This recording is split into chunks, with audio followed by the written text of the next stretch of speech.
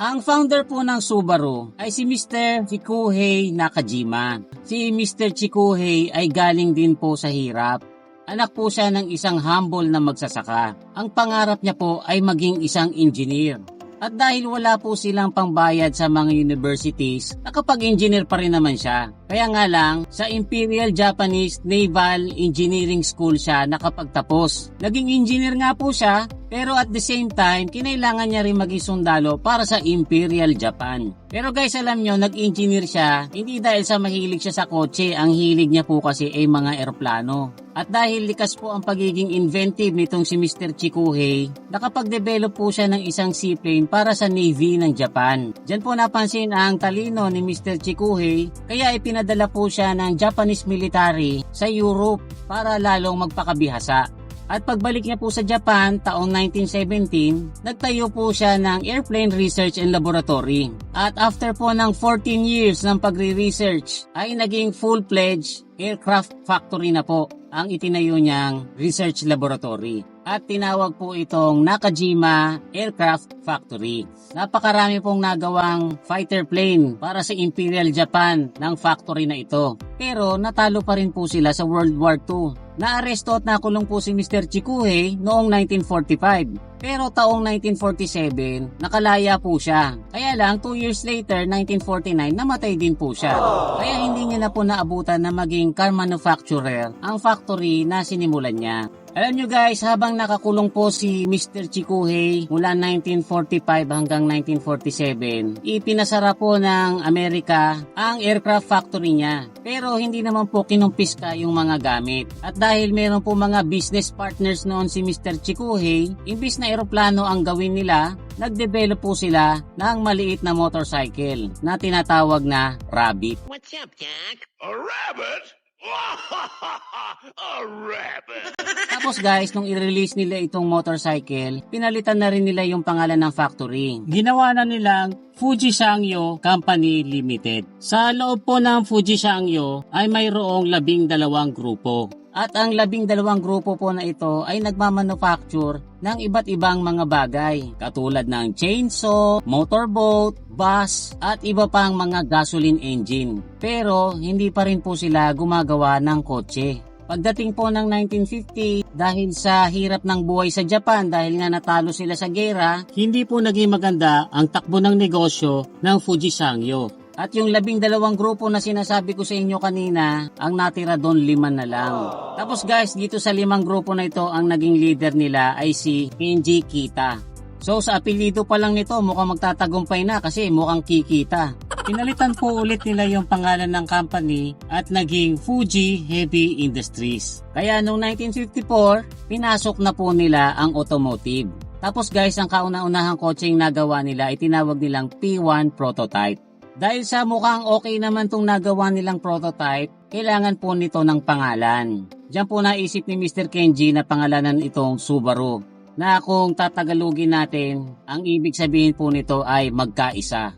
Tapos ang logo naman po nila ay kinuha sa Pleiades Constellation. Kung mapapansin nyo yan guys, yung 5 stars medyo maliit pagkatapos yung isang star malaki. Yung 5 stars po kasi ay nagre-represent dun sa 5 grupo na nagpatuloy na kumpanya. Tapos yung isang malaking star, yan po yung founder nila na si Mr. Chikuhei. Gaya nga po nasabi ko sa inyo kanina, dahil mahirap ang Japan after ng World War II, ang ginawa po ng Japanese government ay binabaan ng sobra ang tax dun sa mga car manufacturers na makakapaggawa ng mga maliliit na sasakyan na kailangan hindi lalakpas sa 12 feet ang haba, pagkatapos hanggang 360cc lang ang makina. Kaya noong 1958, naglabas po ang Subaru ng K-car nila na tinatawag na Subaru 360. Kasi guys, 360cc. Noong unang 2 taon ng production nito ay medyo matumal lang benta, pero nung pangatlong taon, umabot po sa mahigit 20,000 ang naiproduce at naibenta nila.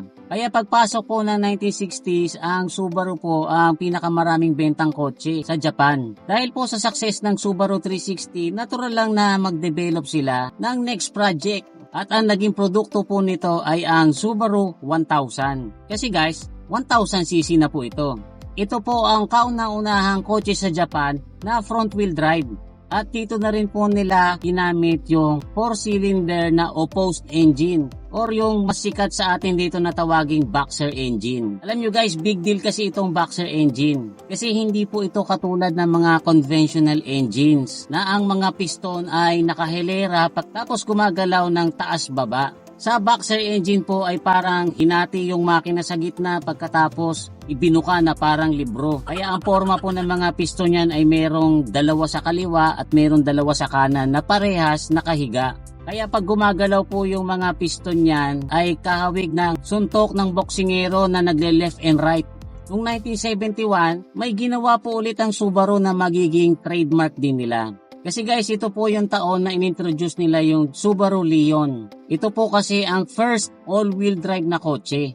Unlike na mga traditional cars na ang power ay nasa likod or yung tinatawag na rear-wheel drive or yung mas popular ngayon na front-wheel drive na ang power ay nandun naman sa mga bungad na gulong. Ang mga gawa po ng Subaru ay mga naka all-wheel drive. Lahat po ng gulong ay may power. Kaya napakarami pong nakitang posibilidad ang mga tuners at saka yung mga specialists. Kaya marami pong bumili nito. At noong taong 1974, mahigit 100,000 units ang naibenta nila sa Japan pati na rin sa abroad. At habang dumadaan po yung taon ay parami ng parami ang naibebenta nilang mga Subaru Leon. Dahil po yan dun sa all-wheel drive. Malaki ang potensyal ng all-wheel drive sa mga karera, lalong-lalo na po sa rally. Kaya noong 1980s, nagsimula na pong pumasok sa WRC ang Subaru. Kaya lang guys, sa loob ng 10 taon na pag-participate nila sa WRC, isang beses lang silang naka-place, ang third pa. Ang gamit naman po nila noon ay yung Subaru Legacy. Pero pagdating po ng 1993, pinalitan na po nila yung Legacy, ang ginamit na po nila yung Impreza. Kasi guys, mas maliit ito at saka mas maneuverable. At pagdating po ng 1995, 1996 hanggang 1997, ang Subaru na po ang nanalo sa Manufacturers Championship ng WRC. Tapos 3 beses din silang nanalo sa WRC Drivers Championship. Yan po ay 1995, 2001 at saka 2003. Kaya lang guys, pagpasok ng year 2000, medyo humina na po ang sales nila. At nagkaroon po sila ng malaking financial problem. Dahil dyan, pumartner po sila sa Toyota. At pagdating po ng 2008, nagkaroon sila ng collaboration na nagbunga ng isang sports car. Yan po ay ang tinatawag na Toyota 86 or Subaru BRZ. Identical po ang itsura nito. Pero ang makina po nito ay yung boxer engine ng Subaru. Hindi nga lang po ito naka all-wheel drive.